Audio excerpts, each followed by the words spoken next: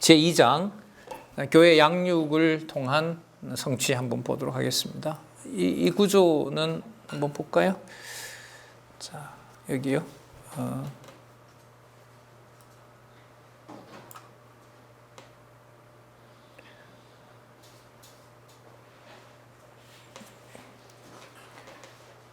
성령의 연 성취. 자, 먼저 자, 여기 볼까요?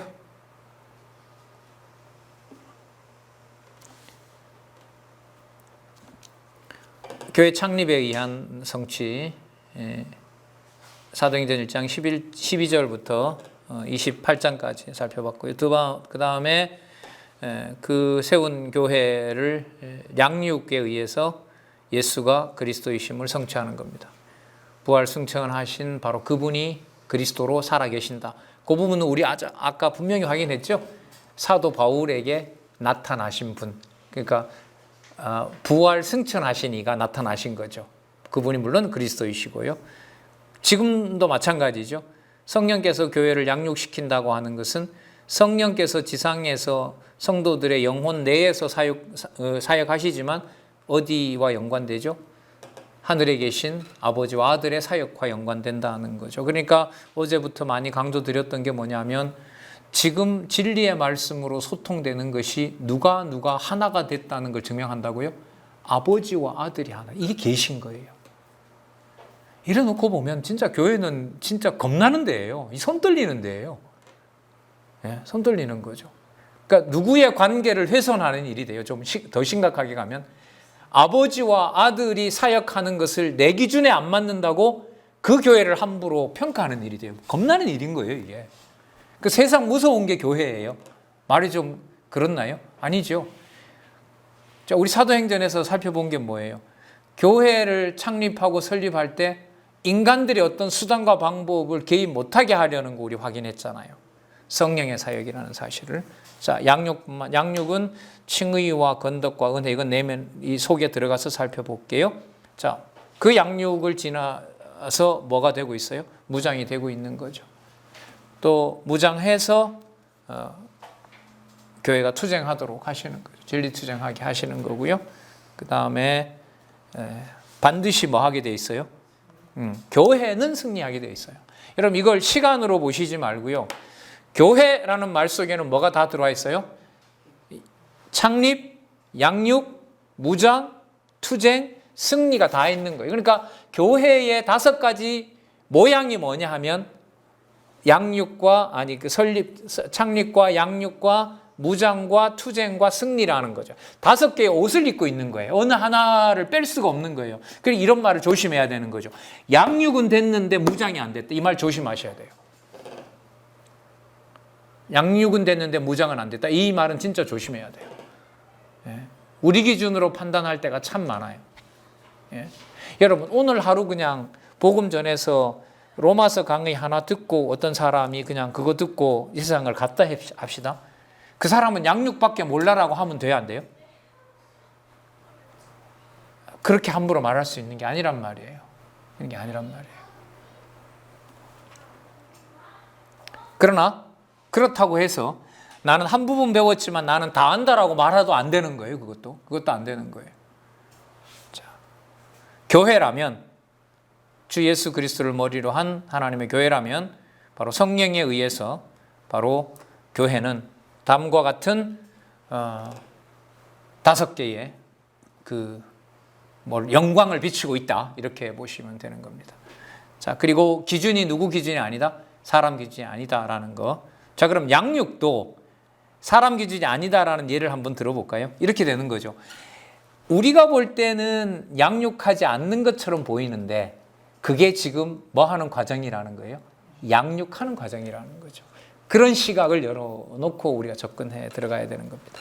자, 그럼 이제 로마서부터 한번 가볼까요? 자, 로마서 칭의의 복음으로 양육. 자, 의가 나오죠. 의가 나오죠. 요거 한번 연결시켜 볼게요, 선생님들. 교회를 우리 아까 사도 바울이 전했던 게 뭐라고 했죠? 하나님 나라를 전했다 그랬죠. 그럼 교회가 하나님 나라를 전하게 돼요. 자, 하나님 나라를 전하고 그 듣는 하나님의 백성들은 뭐라고 칭해 주죠? 의롭다고 칭해 줍니다. 예수님이 너희는 먼저 그의 나라와 의를 구하라. 이 내용 아니에요. 보세요. 하나님 나라와 의. 교회의 첫 번째 교회로 창립되었다면 선포되어야 되는 게 바로 뭐냐면 하나님 나라와 의예요. 그 나라와 그의 의가 요 내용인 거예요. 저 너무 좀 지저분하게 했네요. 자, 너무 지저분하게 했는데 아까 바울 로마 사도행전 28장에 나왔던 대로요. 자, 교회, 하나님의 나라. 자, 하나님의 나라는 누구의 의? 그의 의, 하나님의 의. 그것을 칭함받은 하나님의 백성들, 칭의. 그럼 요 내용이 바로 1장과 2장의 요 제목의 조합이 바로 예수님이 말씀하신 뭐와 뭐를 구하라는 내용이 성취되는 거죠. 그의 나라와 그의 의를 구하라고 하는 내용이 성취되는 거예요. 그러면 그렇다면 1, 2, 3, 4도 우리 기준의 의로 보거나 우리나라, 우리가 생각하는 그런 중심의 나라로 보면 될까요? 안 될까요? 안 되는 거죠. 그래서 칭의와 복음의 관계에서도 복음이 우리가 듣는 의미에서 복된 소식이 아닌 거예요. 우리 좋아서 듣는 복된 소식이 아닌 거예요.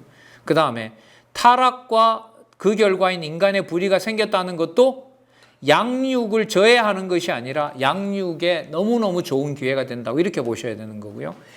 누구의 의가 아닌 누구의 의예요? 인간의 의가 아닌 하나님의 의라는 거. 그럼 요 의가 요 의인 거죠.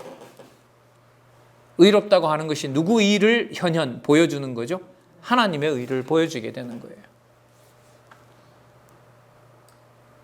그 다음 하나님의 의가 드러나는 것은 자, 사도행전으로 다시 가겠습니다. 사도행전에서 사도들이 행하는 행적들을 기록해 놓은 거지만 사도들이 하는 일에 초점을 맞춘다? 아니다. 성령이 하시는 일에 초점을 맞춰서 기록되어 있다.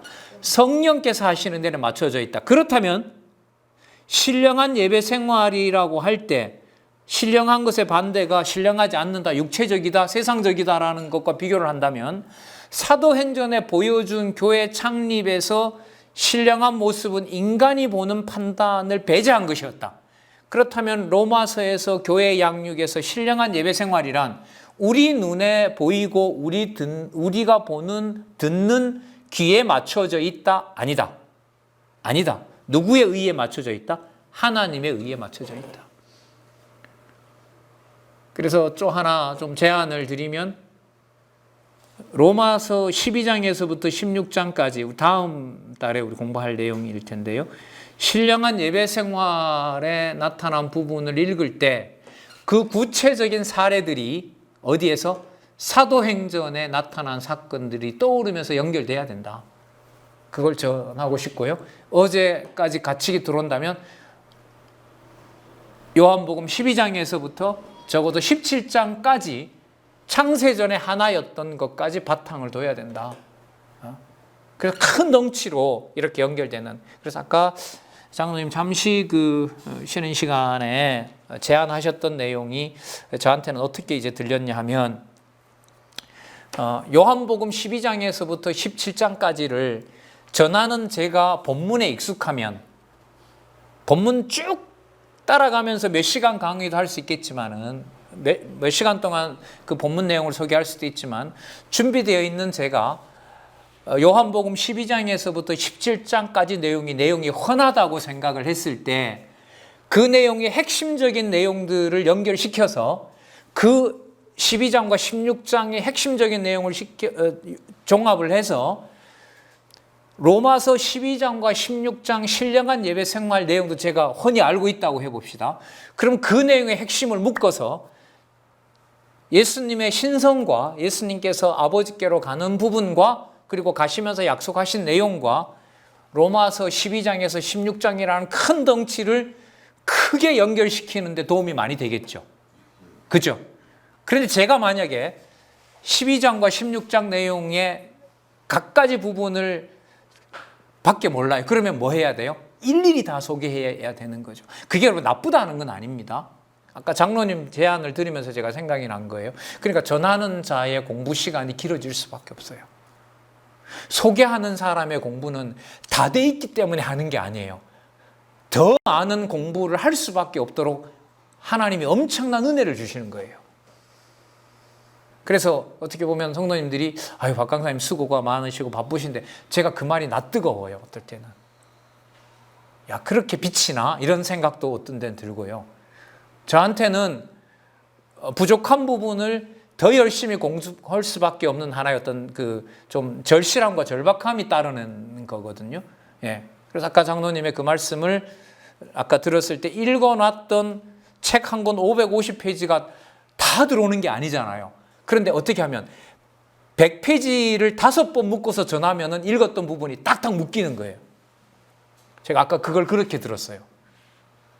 그런데 100페이지까지 요약하는 것을 짧은 시간에 핵심적인 내용들을 묶어서 여호와 계시로 올라가는 것을 제가 안내를 해드렸으면 부분 읽어놨던 게 엮여 들어오겠죠. 그러면서 그 다음에 책을 볼 때는 본인도 엮어가는 훈련이 되어가면서 그걸 보기 때문에 유익하다고 할 수 있겠죠. 그래서 공부 방법에 대해서 우리 목차 보면서 잠시 한번 살펴봤고요. 자, 로마서 가서 살펴보도록 할게요. 자, 여기 볼까요? 자, 먼저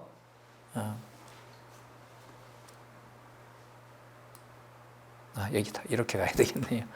자, 먼저 칭의의 복음 서론 보도록 하겠습니다.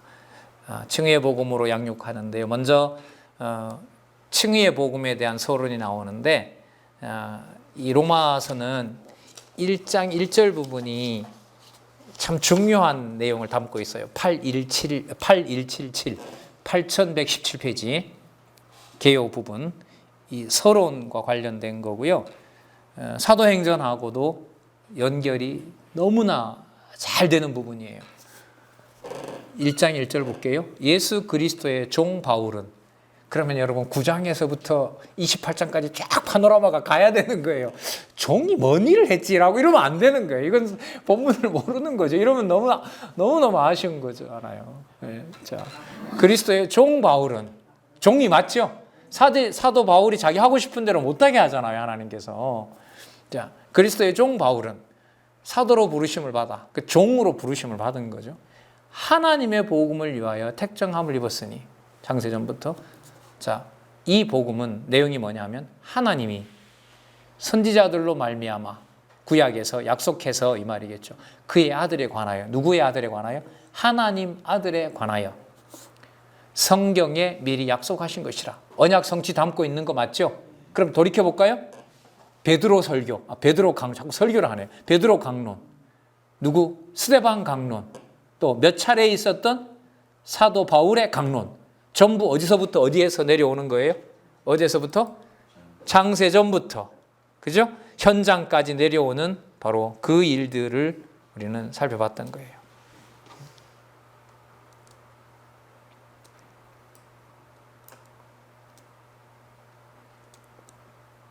자, 여기서 우리가 살펴봤었죠. 자, 모든 강론은 지금 1장 1절 속에 1장과 2절 속에 사도 바울은 현재 예를 들면 시간세계 여기에서 어디서부터 내려온 거예요? 하늘에서부터 지금까지 하나님께서 계시하신 것이라고 얘기를 하고 있는 겁니다. 자,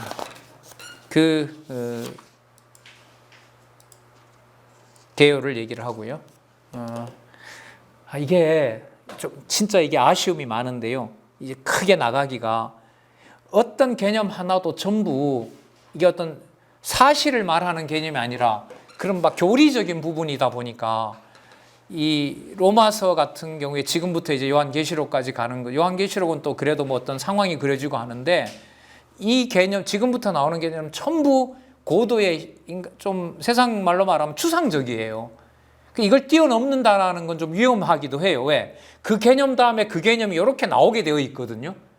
그래서 또 추후 복습이 좀 꼭 필요한 그런 부분인 것을 좀 말씀을 드리고요. 그래도 다는 할 수 없으니까 자, 이 주제에 맞추어서 좀 말씀을 드리도록 그렇게 하겠습니다. 칭의의 복음, 성경적 복음이 뭔지를 우리가 살펴봤고 여기 보면 육신으로는 다윗의 자손이라고 하고요. 그 다음에 그 영은 바로 하나님의 아들이고요. 그 목적은 바로 이방인 중에 믿어 순종케 되고 유대인도 부릅니다. 여러분 이 구조로 보면 이방인 중에 누구도 들어있어요? 유대인이 들어있어요. 이런 구도예요. 그 로마라는 데는 정작 어떤 데입니까? 이방인이죠. 로마 교회에 누가 들어와 있는 거예요? 유대인이 들어와 있는 거예요. 유대인이 들어와 있는 거예요. 로마라는 지역 속에 유대인들이 또 복음을 듣게 되어 있다는 겁니다. 자, 복음을 통한 이제 소원을 얘기를 하는데요. 이게 고린도에 있을 때 썼다 그러죠. 가기 전에 적어 놓은 글이고요. 가서 목적이 뭐냐 하면 복음도 전하고, 자 1장 13절로 한번 가보겠습니다. 여기 볼게요. 여기 먼저 볼까요? 로마의 성도들도 이방 교회처럼 열매 맺기를 소원한다. 여러분 이 열매 맺는 게 뭘까요? 이게 연보예요. 연보. 여러분 어제 우리 어떤 개념 배웠죠? 교제 배웠죠. 교제. 코이노니아. 말씀과 뭐가 동반된다 그랬죠? 말씀과 연보가 동반되는 게 바로 교제라고 얘기를 했죠. 서로 그리스도가 그 떡을 떼서 기념하는 것처럼 먹고 마시는 것에서 주 예수 그리스도의 복음을 전하고 하나님을 찬양하는 그 문화라고 할 수가 있겠죠. 13절 형제들아 내가 여러 번 너희에게 가고자 한 것을 너희가 모르기를 원치 아니하노니 이는 너희 중에서도 다른 이방 중에서와 같이 열매 맺게 하려 함이노라. 그러면 이 로마에 있는 이 연보를 통해서 각 지역에 뭐예요? 연보를 보내는 일이 벌어지는 거죠. 예. 그런 의미에서 여러분 한국이 유럽에 미국의 도움을 많이 받아서 하나님의 교회를 세우는 일에 도움을 받았잖아요. 그 다음에 이제는 미국 다음에 선교 강국이잖아요. 저희 나라가. 자, 중요한 것은 바울 당시에 보면 전하면서 복음도 주고 같이 교제를 하면서 구제도 하면서 그렇게 먹여줬는데 한국은 물심양면으로 뭐 중국에도 어마어마한 교회를 굉장히 많은 교회를 지었잖아요. 제가 알고 있는 그 어떤 선교 단체만 하더라도 한 교단이 세운 데가 뭐 몇천 개래요, 교회가. 그 어마어마한 일을 했죠. 근데 정작 줘야 될 그 공간 안에서 들어야 될 말씀을 얼만큼 줬느냐에 대해서는 선교사들에게 이제 이게 아픔인 거죠. 그 일에 이제 성경신학 우리 기지업에서는 그 일에 함께 저희들이 동력하고 있고, 제가 볼 때는 어느 단계까지 지금 와 있고 어떤 지교회라도 외부에서 오는 분들에게 연수를 할 수 있는 데까지 하나님께서 우리를 양육시켜 주셨다. 자, 그리고 복음에 대한 정의가 나타나죠. 1장 17절에 보면 복음에는 하나님의 의가 나타나서 믿음으로 믿음에 이르게 한다. 자, 하바국 2장 4절 오직 의인은 믿음으로 말미암아 살리라. 그러니까 믿음으로 말미암는 의인만 살아가게 된다. 그럼 이때 믿음은 무슨 낱말과 반대가 되냐면 행위와 반대가 되는 개념입니다. 율법과 반대되는 거예요. 그걸 지금부터 이제 살펴보려고 합니다. 하나 좀 짚고 넘어가면은요. 믿음으로 믿음에 이르게 한다라는 말은 약속해 주신 믿음을 하나님께서 성취해 주시는 믿음으로 산다 이 말이에요. 그러니까 믿음을 주기로 하나님이 언약하셨고 그 언약한 믿음을 누가 이루신다는 거예요? 하나님이 이루신다는 거예요. 자, 사도행전 가지고 와서 말씀드릴까요? 여러분 이방에 복음 전하게 된다. 이방인들도 믿음을 갖게 된다라는 게 유대인들의 소망이었어요? 이방인들의 소망이었어요? 아니면 하나님의 정한 뜻이었어요? 하나님의 정한 뜻이었죠. 자, 그럼 믿음에 이르게 되는 과정 볼까요? 사도 바울이 의도했던 것은 어느 지방으로 가고자 했어요? 아시아로 가고자 했죠. 그런데 하나님이 어디로 보냅니까? 헬라 반도로 보내잖아요. 마게도니아로 빌립보로 가게 하잖아요. 그러면 가는 장소에 가서 들을 자가 있다는 것을 누가 정하세요? 하나님이 정해신 대로 이끌어가는 거죠. 그러니까 주신 믿음을 관리하는 분도 누구세요? 하나님이시란 말이죠. 그러니까 믿음으로 믿음에 이르게 한다는 말은 처음부터 과정에서 끝까지 전부 누가 하신다? 하나님이 하신다라는 뜻으로 이해를 해야 돼요. 그래서 그 11장 36절인가에 가면 그게 나오죠. 모든 것이 주께로 나왔고 주로 말미암고 주께로 돌아간다. 그게 바로 믿음에서 믿음으로 이르게 한다는 것하고 똑같아요. 주어를 누구로 놔야 돼요? 주로 놔야 되는 부분이라고 보시면 돼요. 자, 그러면 그 첫 번째가 여러분 뭐냐 하면 바로 이거예요. 1장 18절에서부터 3장 20절까지 인간을 어떤 상태로 던져버려요? 불의한 본성 상태로 던져버려요. 그 만들어 놓으신 에덴 동산을 누구에게 줘버립니까? 사단에게 주고 관리권도 다 박탈해버리고 천지 만물을 사단이 쥐게 만들어버리는 거죠. 그래서 하나님의 언약 자손은 태어날 수 없는 걸로 믿음이 생길 수 없는 상황인데 아벨 잘 아시잖아요. 아벨이 맞아 죽으면서 의로운 자녀의 계보가 끊기는데 하나님이 누구를 주시죠? 셋을 주고 그 다음에 에노스를 주고 이렇게 되잖아요. 그래서 비로소 사람들이 여호와 이름 불렀더라 이런 말씀들이 나오지 않습니까? 자, 그러면 인간의 불의, 타락한 인간의 불의에 대해서 먼저 살펴보도록 하겠습니다. 아담에게는 처음에 그 하나님을 알만한 것을 만물에 보여줬다고 합니다. 왜 보여줬냐 하면 20절 볼까요? 1장 20절. 창세로부터 그의 보이지 아니하는 것들고 그의 영원하신 능력과 신성이 그 만드신 만물에 분명히 보여 알게 되나니 그러므로 저희가 핑계치 못할지니라. 저 몰랐어요. 이 말이 안 되는 거예요. 우리도 마찬가지겠죠. 우리 핑계할 수가 없어. 하나님 저 그거 몰랐는데요. 이런 말이 안 되는 거죠. 그 말은 내 기준에서 내가 만족할 만한 정보가 저한테는 없다 이 말인 거죠. 근데 그 말은 누가 안 줬다 이 말이에요. 하나님이 주지 않았다라는 거죠. 그러면 베드로처럼 그런 태도여야겠죠. 바르게 간다면 죄인으로서이다 떠나시옵소서. 제가 받아들일 수 있는 자가 아닙니다. 그게 바로 어떤 상태예요? 불의한 상태라고 보시면 돼요. 불의하다라는 것은 무능과 무지와 불의가 모두 다 섞여 있는 상태가 불의라고 보시면 돼요. 모르죠? 우리가 맞죠? 할 수 없잖아요. 하나님의 의가 될 만한 걸 우리가 못 하잖아요. 알 수 있습니까? 모르죠. 준다고 해도 관리가 됩니까? 안 되잖아요. 이거 불의인 거예요. 예, 불의. 자, 그걸 누가 그렇게 하셨느냐? 하나님께서 던져 놓았다는 겁니다. 자, 1장 24절 볼까요? 그러므로 하나님께서 그 금수와 버러지 형상으로 우상을 만들던 자들을 하나님이 진노를 이렇게 해 가십니다. 그러므로 하나님께서 저희를 마음의 정욕대로 내어버려 둡니다. 저희 몸을 서로 욕되게 하는 거죠. 그 로마의 그 나름대로 고급 문화라고 하는 게 사도 바울이 봤을 때는 하나님이 뭐 한 거죠? 뭐 한 거예요? 정욕대로 버려둔 거죠. 정욕대로 버려둔 겁니다. 예수님의 그 씨 뿌리는 비유에 보면 세상 염려와 재리와 일락에 취하게 한다 그러죠. 그 일락이 뭐냐 하면 쾌락에 취하는 거거든요. 거기다 던져버리면 복음을 가지고 다 좋은 어떤 기쁨의 수단으로 쓰는 겁니다.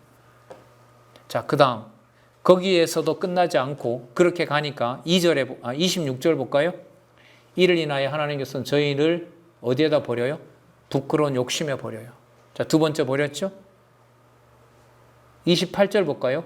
또한 저희가 마음에 하나님 두기를 싫어하며 하나님께서 저희를 상실한 마음 가운데 버렸습니다. 그 결과가 뭐냐면 29절에 추악, 탐욕, 악의가 가득한 자요, 시기, 살인, 분쟁, 사기, 악독이 가득한 자요, 수군수군하는 자요, 비방하는 자요, 하나님을 미워하는 자요, 능욕, 난폭한 자요, 교만한 자요, 자랑하는 자요, 악을 도모하는 자요, 부모를 거역하는 자요, 우매한 자요, 배약한 자요, 무정한 자요, 무자비한 자라.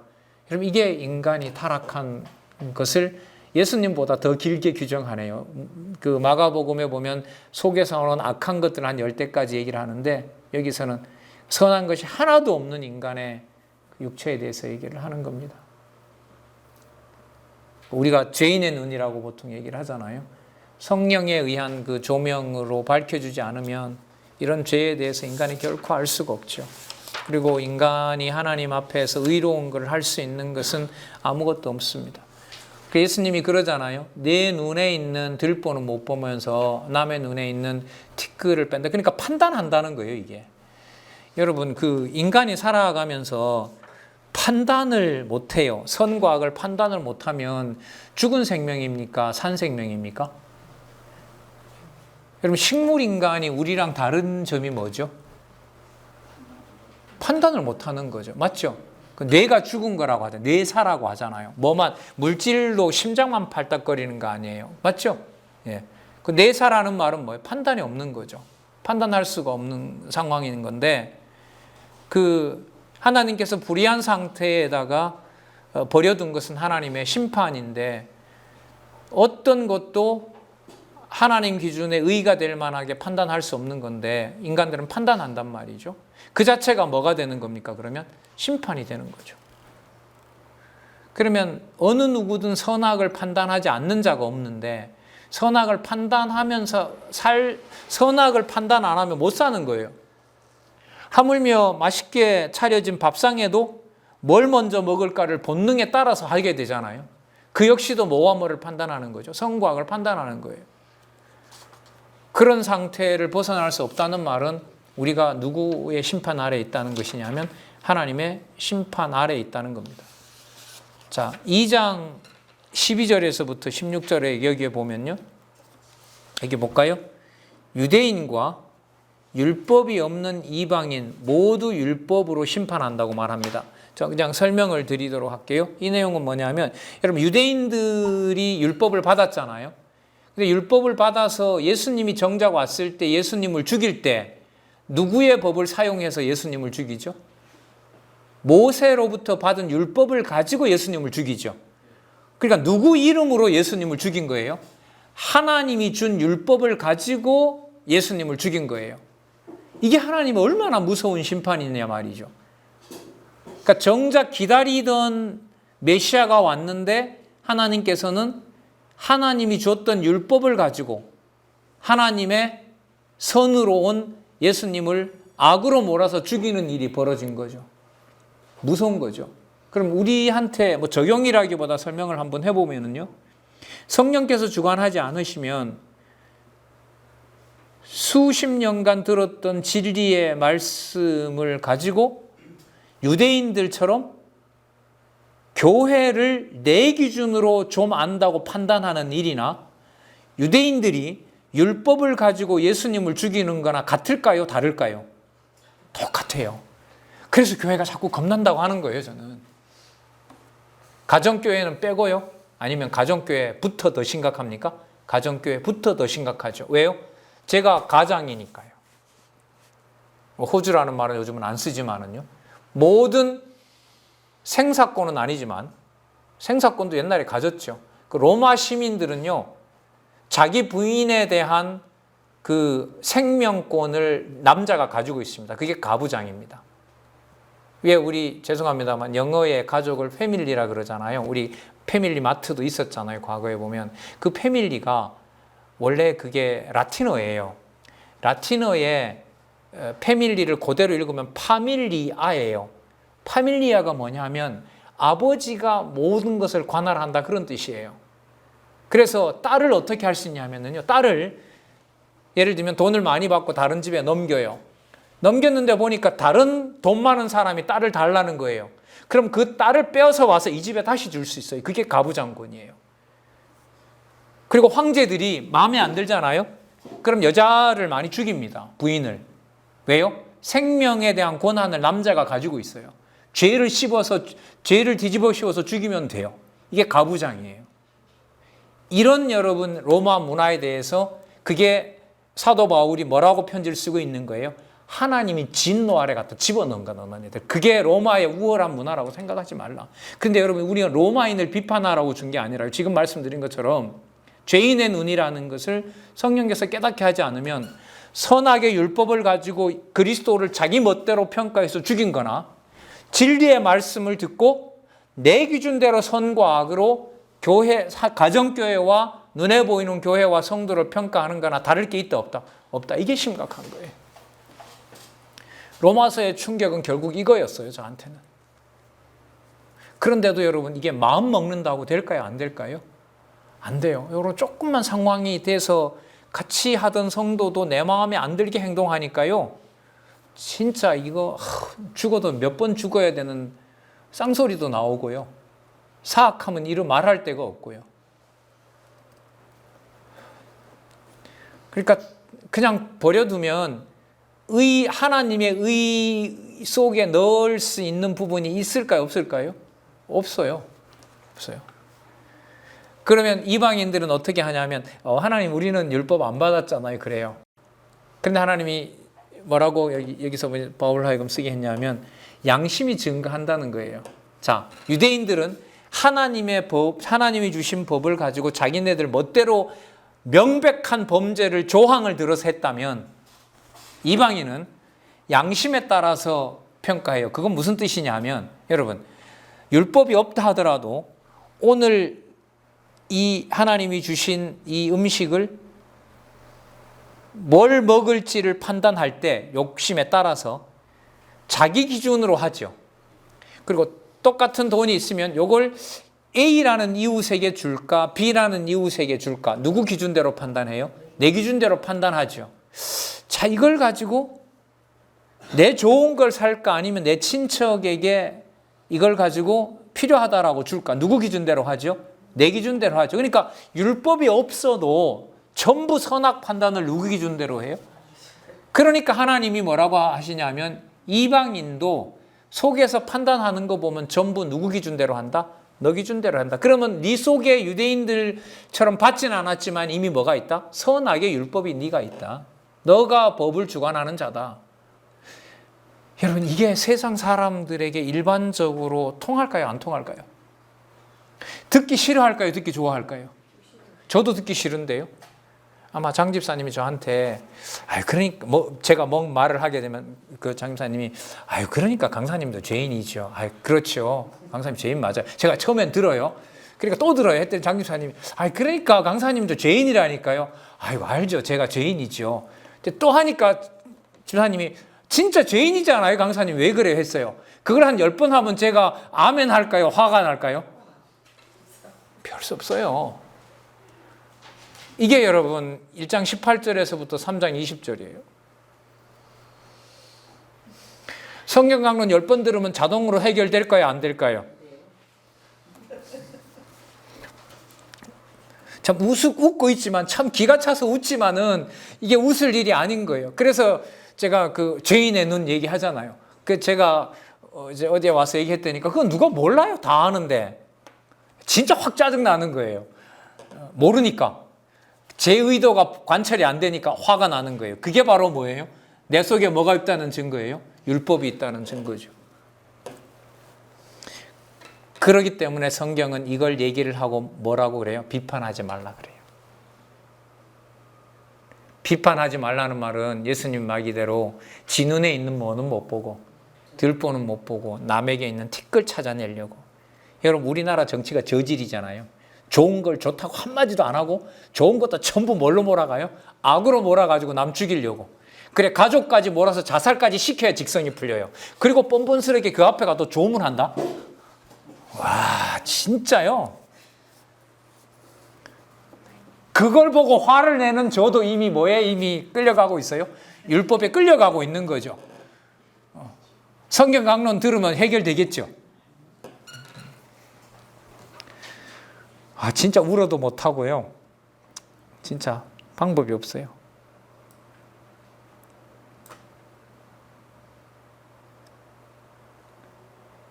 자, 누구의 의가 아니면 안 돼요?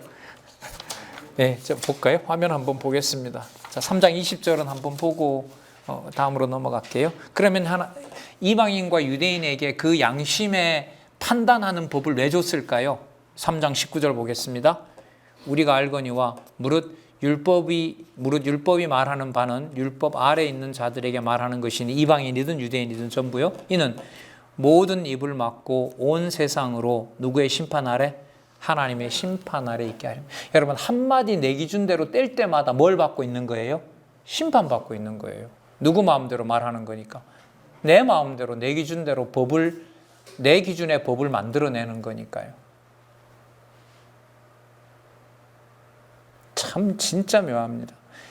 이렇게 로마서를 가르쳐 놓고 2번, 3번만 들어서 당신도 죄인이자라고 하면 진짜 더럽게 듣기 싫은 이 사악함을 어떻게 달랠 수가 있겠어요? 달랠 수 없죠. 왜냐하면 하나님은 이걸 계속 드러내려고 하는데 모든 입을 막고 온 세상으로 하나님의 심판 아래 있게 하려고 하는 건데요.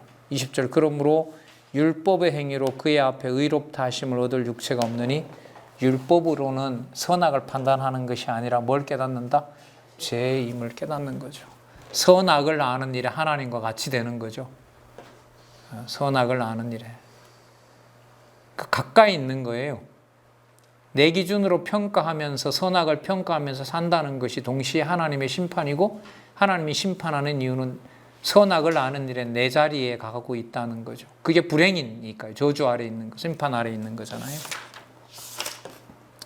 자, 그래서 저는 이 1장 18절부터 3장 20절은요, 제가 그렇게 소개를 좀 많이 드리는데, 창세기 3장에 나오는 인간의 타락 상황을 해석해 준 부분이라고 봐요. 그러니까 하나님과 같이 되고자 했던 것이 얼마나 무서운 상황이고 하나님 심판 아래 있는지를 상세하게 풀어준 내용이 바로 뭐냐면 로마서 1장 18절부터 3장 20절이라고 보는 거예요. 창세기 3장하고 연관되어서 공부해야 될 부분이라고 봅니다. 자, 하나님의 의의 현현 한번 볼까요?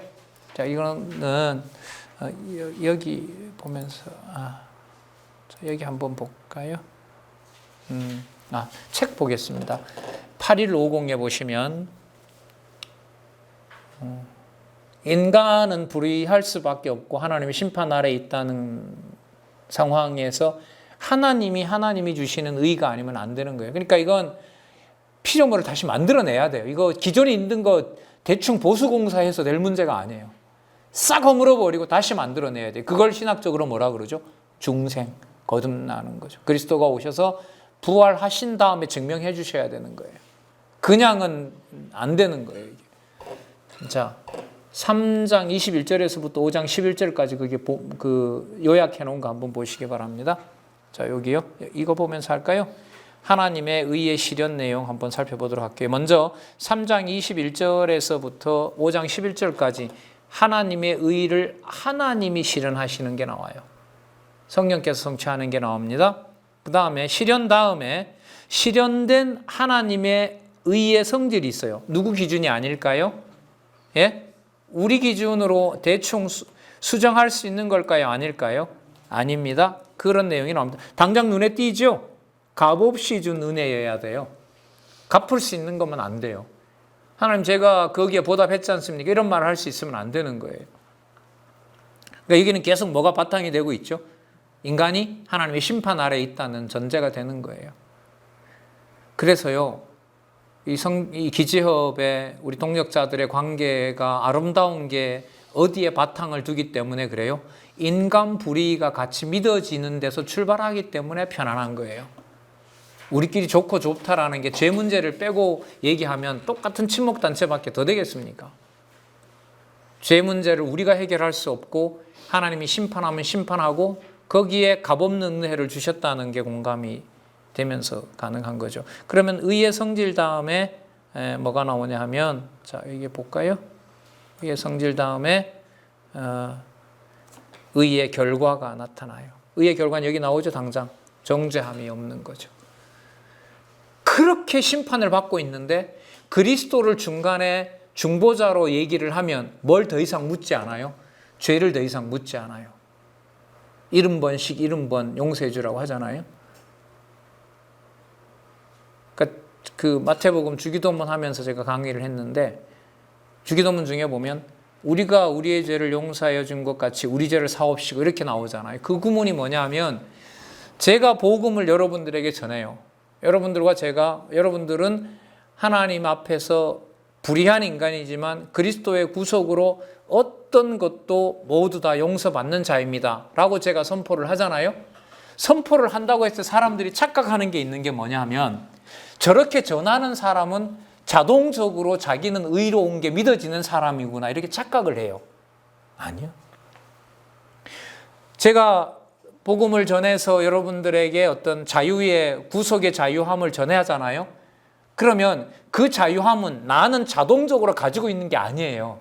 그렇게 사해 준 것처럼 누구도, 나의 죄도 누가 사해 주셔야 돼요? 성령께서 전해주셔야 되는, 사해주셔야 되는 거죠. 그래서 사도 바울이 그런 얘기하죠. 내가 잘 전하고 전한 그 복음을 내가 오히려 뭐 하지 못하게 되는 일이 있다? 받지 못하게 되는 일이 될까 내가 두렵다라는 거죠. 자, 하나님의 의의 결과요. 정죄함이 없다라고 얘기를 하고요. 그 다음에 여러분 여기 보세요. 9장에서부터 11장에 나오는 이 기초는요. 땅에 있는 기초가 아니라 하나님의 의가 언제? 창세 전에. 창세 전에 기초하고 있는데 하나님께서 유대인에게 복음을 주고 유대인의 복음을 숨기고 유대인에게 복음을 숨기고 유대인이 배척을 해야 누가 먹게 되고 이방인이 먹게 되고 이방인이 듣는 과정에 유대인의 복음이 전파될 준비를 하나님이 하신다. 이게 바로 의의 기초인 거예요. 기초가 먼저 나와야 되는 건데 이런 논리적인 질문이 생길 수 있는데 이 기초는 땅에 있는 것이 아니라 어디로 가게 돼요? 영원한 하나님의 뜻으로 가게 돼요. 그래서 기초 의미를 영원한 하나님의 작정하신 뜻에다 두셔야 돼요. 그러니까 땅에서 어디로 올라가는 거죠? 하나님의 의가 하늘로 올라간 경우이기 때문에 이 기초는 영원한 세계의 토대를 놓은 기초다. 이렇게 정리를 하셔야 돼요. 그러면 자, 정리를 또 한번 해볼까요? 이 네 가지로 되어 있잖아요. 자, 처음에 하나님의 의가 나타나게 됩니다. 그 나타난 의가 하나님 기준의 성질을 가지고 있다는 것을 얘기를 하고요. 그 결과는 정죄함이 없다라는 걸로 가고요. 그런데 그게 어디에 언제 정해졌다는 거죠? 창세전에 정해져 있다. 이게 하나님의 의의 현현입니다. 하나님의 의의 현현. 하나님의 의의 현현, 지금 내용들입니다. 자, 우리 12시 10분까지 조금만 더 하도록 하겠습니다. 하나님의 의의 실현 가운데 실현의 방법을 알려주는데요. 자, 3장 21절에 보면 하나님의 한 의라고 나오죠. 그죠? 3장 22절에도 끝에 보면 뭐가 나오죠? 하나님의 한 의가 나오죠. 그러니까 하나님의 의, 뭐와 대조가 되는, 인간의 불의와 대조되는 하나님의 의. 자, 이 부분 한번 읽어볼까요? 3장 25절. 이 예수를, 하나님의 의로 보낸 이 예수를 하나님의 그의 피로 인하여 믿음으로 말미암는 화목제물로 세우셨으니 이는 하나님께서 길이 참으시는 중에 전에 지은 죄를 간과하심으로 자기의 의로움을 나타내야 하심이라. 그러면 인간을 의롭게 하는 것이 하나님의 의로움을 증거하려는 것이지 인간의 의의를 찬양하도록 하는 게 아니라는 걸 알 수 있겠죠? 26절. 곧 이때에 자기 의로움을 나타내사 자기도 의로우며 예수 믿는 자를 의롭다 하려 하심이라. 그래서 율법의 행위가 아닌 믿음의 법으로 의롭다 하게 된다는 것을 말씀해 주고 있습니다. 27절을 볼까요? 그런즉 자랑할 때가 어디뇨? 있을 수가 없느니라. 무슨 법이냐? 행위냐? 아니라 오직 믿음의 법으로니라. 자, 그러면 여기 보면 무슨 낱말을 하고 무슨 낱말이 반대말이 되냐 하면요. 여기 보세요. 행위와 믿음이 반대말이에요. 믿는 것도 행위가 아니냐 이렇게 질문하시면 안 돼요. 믿음의 반대말이 뭐가 돼요? 행위인 거예요. 그러면 믿음 속에는 뭐가 하나도 없어야 돼요? 인간의 선악 판단으로 이루어지는 행위가 아무것도 없게 해야 돼요. 그럼 그게 인간에게는 가능해요? 안 해요? 가능하지 않죠. 그런데 그런 인간이 아무것도 의를 할 수 없는데 하나님께서는 뭐라고 하는 거예요? 의롭다고 하는 거예요. 근데 이게 어디에 나와요? 성경에 나와 있어요. 누구에게? 아브라함과 다윗에게 약속했어요. 그 부분만 찾아보도록 하겠습니다. 4장 4절, 4장 5절요. 행위는 할 수가 없어요. 해도 의가 되는 게 아무것도 없는 거예요. 자, 4장 5절. 아브라함에게 알려주신 내용이죠. 4장 5절. 이 일을 아니할지라도 경건치 아니한 자를 의롭다 하시느니. 다시 읽을게요. 이 일을 아니할지라도 그러니까 의를 실현할 수 있는 것을 어떤 걸 하지 않는다 하더라도 경건치 아니하는 자를 뭐하다 하느니 의롭다 하시는, 이게 하나님의 의인 거예요. 그러면 우리가 볼 때 저렇게 100% 불의가 드러난다라고 하지만 하나님이 보실 때는 무슨 의를, 누구의 의를 실현하는 준비를 하시는 거죠? 하나님의 의를 드러내는 것을 준비하고 계신 겁니다. 6절 또 한번 반복합니다. 일할 것이 없이 하나님께 의로 여기심을 받는 사람의 행복. 뭐 하는 것이 없이? 일한 것이 없이. 어떤 일? 의에 도움이 되는 어떤 일도 하지 않는 경우의 일.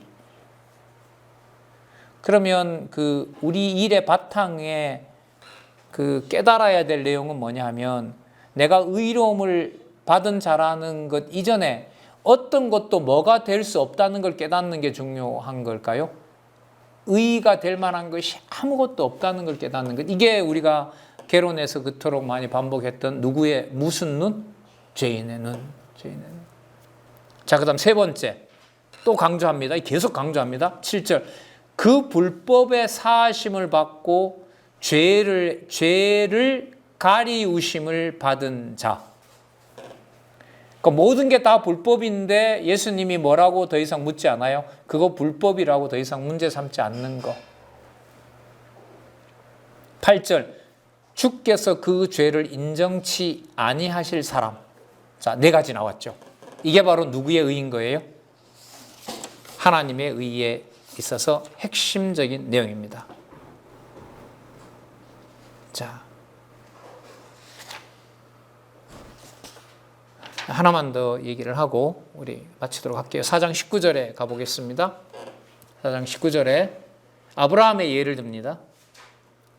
그가 100세가 되어 자기 몸에 죽은 것 같음과 사라의 태에 죽은 것 같음을 알고도 믿음이 약하여지지 아니하고 믿음이 없어 하나님의 약속을 의심치 않고 믿음에 견고하여져서 하나님께 영광을 돌리며 약속하신 그것을 또한 능히 이루실 줄을 확신하였으니 그러므로 이것을 저의 의로 여기셨느니라. 이거 사도행전 16장, 창세기 16장하고 내용에 충돌이 일어납니다. 여러분 99세가 되었을 때 천사를, 하나님의 사자를 보내어서 아브라함과 사라에게 명년이 때에 아들이 있을 거라고 했을 때 아멘 할렐루야라고 했어요? 안 믿었어요? 안 믿었죠. 근데 지금 여기서는 뭐라고 하냐면 19절에 믿음이 약하여지지도 아니하고 믿음이 없어 하나님의 약속을 의심치도 않고 믿음이 견고하여져서 하나님께 영광을 돌리고, 이런 내용 안 나옵니다. 창세기에. 그럼 이거 어떻게 봐야 돼요? 어느 게 틀린 거예요? 21절에 약속하신 그것을 또한 능히 이루실 줄을 확신했대요. 여러분 이거 창세기 아무리 읽어도 안 나옵니다. 제가 여기 좀 시험에 들었어요. 이 내용에.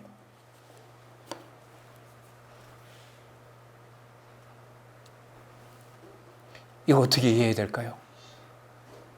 본문 충돌인데 이거. 이게요, 아까 읽었던 내용이 들어가면서 이 성경 기록의 목적이 뭔가가 여기서 드러나요. 여러분 제가 아까 네 가지 알려드렸었죠. 자, 다시 한번 읽어볼게요. 4장 5절. 그러니까 의를 지금 설명하려는 거예요. 하나님의 의를. 그러면 창세기에는 어떤 게 드러났냐 하면요, 아브라함이 자기 스스로는 믿음을 가질 수 없다는 걸 다 드러낸 거예요. 자기 스스로 믿음을 가질 수 없다는 걸 드러낸 거기 때문에 거기에 누구의 의가 증거된다는 거예요. 하나님의 의가 증거된다는 거예요. 이렇게 해석을 해야 돼요, 이게. 자, 다시 한번 확인하겠습니다. 5절, 4장 5절. 이 일을 아니할지라도 경건치 아니한 자를 의롭다 해요. 자, 그대로 읽어볼게요. 아브라함이 불신해서 의를 이룰 만한 것을 아무것도 하지 않았는데 지금 여기 보면 뭐라고 해요? 의롭다 하죠.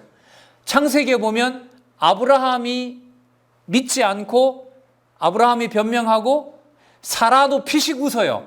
피식 웃었기 때문에, 비웃었기 때문에 아이 이름이 뭐가 돼요? 이삭이에요. 이삭의 이름의 뜻이 뭐죠? 비웃음이에요. 자, 그러면 4장 5절 진짜 중요하죠. 믿을 만한, 의가 될 만한 것을 아니하고 경건치도 않는 행동을 했는데 하나님은 약속대로 뭐 하다고 한 거예요? 의롭다 한 거죠. 자, 두 번째. 일한 것이 없이 하나님의 의로 여기심을 받는 사람 행복. 아브라함이 자식을 낳으려고 노력한 게 있어요, 없어요? 오히려 잘못한 게 있죠. 나이 많은 걸 생각하고 누구를 드립니까? 하가를 들어서 이스마엘을 낳잖아요. 자, 그대로 읽을게요. 일을 한 것이 없어요. 사도 바울은. 아니, 아브라함은. 그런데 하나님께 뭐로 여기심을 받아요? 의로 여기심을 받아요. 안 쫓아냈어요. 자, 그럼 세 번째. 그 불법의 사하심을 받고 하나님께서 기다리라면 기다려야지. 왜 그 짓을 해요? 불법을 했잖아요. 그런데 하나님이 그걸 문제 삼아요, 안 삼아요? 삼지 않지요. 그런데 그래서 명년이 때에 누가 태어난다? 이삭이 태어난다라고 알려주시는 거예요. 그 부분을 지금 여기서 어떻게 쓰고 있어요? 20절에 믿음이 없어 하나님의 약속을 의심하지 않고 믿음이 견고하여져서 하나님께 영광을 돌리며 약속하신 그것을 또한 능히 이루실 줄로 확신하니라. 이렇게 쓰고 있는 거예요. 자, 그러니까 아까 그 4장에 나오는 부분에 바탕을 두고 아브라함에게 불의한 면을 드러낸 것이 누구의 의를 보여주는 것으로 이어져야 돼요? 하나님의 의를 보여주는 것으로 연결이 되어야 지금 4장 20절과 21절의 말씀이 명확하게 해석이 되는 거예요. 누구에게 맞추면 정리가 안 된다, 이거는 아브라함에게 맞추면 안 되는 거예요. 자, 그래서 위로 올라가야 돼요. 위로 올라가야 돼요. 누구의 의의 실현? 하나님의 의의 실현. 여기에 강조가 찍혀요. 하나님의 의의 실현. 이게 하나님의 의의 실현. 제가 이거 확인하려고요. 12장에서부터 20장까지 사도 바울 그 아브라함 사건을 진짜 여러 차례 읽었어요. 근데 답은 여러분 여기 있더라고요. 이거. 하나님의 의가 목적이지 참 기록을. 왜 나는 아브라함의 의를 찾으려고 하지? 잘못 간 거잖아요. 그럼 여러분 신약 성경에 와서 이걸 이렇게 해석을 정반대로 하나님 의 중심에서 해석을 안 해주면 뭘 결국 읽을 수 없다는 거예요. 구약을 못 읽는다는 거죠. 여러분 예수님이 중간중간에 우리 그 요한복음도 살펴봤지만 유대인들이 상상하는 상상도 못하는 해석을 달리하죠. 너희들이 모세에게 읽었는데 아브라함의 글을 읽었는데 다윗이 내 주가 내 주께 얘기했다. 그리고 아브라함도 내 때가 올 때 기다렸다. 그래서 아브라함보다 내가 먼저 있었다. 이걸 유대인들이 상상이나 했겠냐 말이죠. 그러나 창세기에 기록된 그 내용의 진리는 누가 해석한 것이 맞아요? 예수님이 해석한 게 맞는 거예요. 그러면 4장 20절과 21절에 아브라함을 의로 여기셨다고 하는 내용은 표면적으로 보이는 아브라함의 불의를 드러내서 결국 목적은 누가 주시는 의를 확정하려는 거죠. 하나님이 주시는 의를 확정하려는 거예요. 여러분 이것은 학교에서 배우는 세상에서 배우는 지식으로 연결이 안 되는 논리입니다. 본문을 거듭거듭 확인하시고 그 내용을 어떻게 연결시키고 어떻게 성취했는지를 확인하면서 여러분들 스스로도 한번 말을 해보시는 일로 정리를 같이 해가실 수 있으면 좋겠습니다. 혹시 질문 있으면 다음 시간에 하셔도 얼마든지 좋습니다. 자, 11장까지 또 못 나갔습니다. 다음에 오실 때 15권과 16권을 같이 가져오시기 바랍니다. 기도하겠습니다. 하나님 아버지 감사합니다. 진리의 말씀이라고 표현해왔으나 하나님께서 깨닫게 하지 아니하시면 알 수도 없고 미흡하게 알아서는 괴로움이 크게 더합니다. 하나님 그러나 너무나 감사합니다. 하나님의 의를 알고 또한 믿어지는 어떤 행위도 할 수 없는 불의한 인간인데 하나님 어찌하여 이 많은 것을 이렇게 명쾌하게 알려주시는지 하나님 감당할 수가 없습니다. 지혜와 총명을 허락해 주셔서 자고하지 않게 하시고 받은 바 지식 내 것처럼 악용하지 말게 하여 주시고 하나님께서 주신 가정교회와 이웃의 지체교회들을 아낌없이 사랑하는 하나님의 교회 될 수 있도록 하나님 꼭 붙잡아 주시옵소서. 평안과 기쁨이 진리의 바탕을 두고 함께하는 이웃들에게도 귀한 말씀 전하는 본이 되는 주의 지체들 될 수 있도록 하나님 또한 인도해 주시고 보호해 주시옵소서. 하나님 자녀로 믿어지게 하여 주심을 다시 한번 감사드리오며 예수님의 이름으로 기도드렸습니다. 아멘.